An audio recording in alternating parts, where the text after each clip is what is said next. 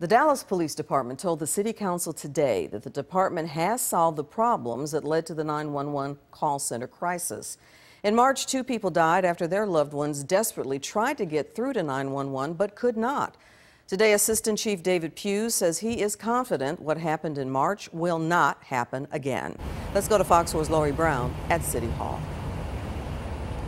Clarice, the 911 call center is in the basement here at Dallas City Hall.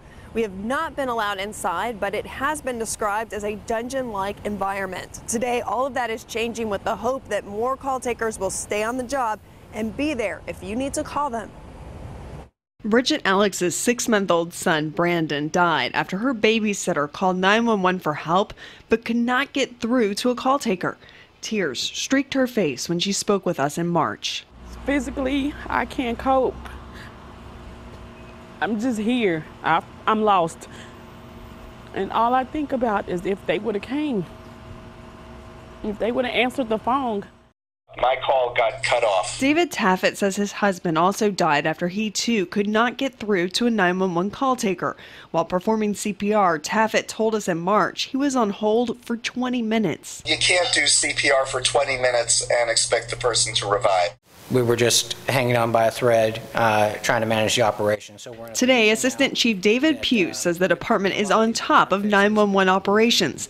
They've staffed up the call center, improved morale, and are answering 911 calls in 2 seconds on average. I feel assured that given our current staffing and the communications equipment that we're putting in place, that we will not experience those problems again. The city initially blamed T-Mobile for the problems. Did this end up being a T-Mobile equipment problem or mainly a city equipment issue?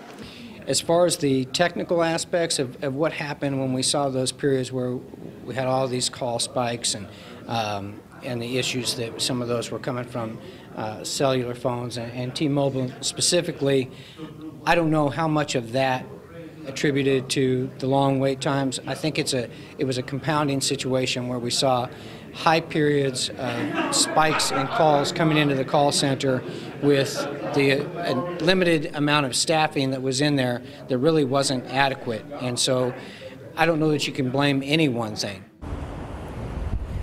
Attorneys for the victims of the 911 call center crisis said that they could not talk today. Improvements to the call center include air purifiers, new lighting, and a room where call takers can decompress after stressful situations.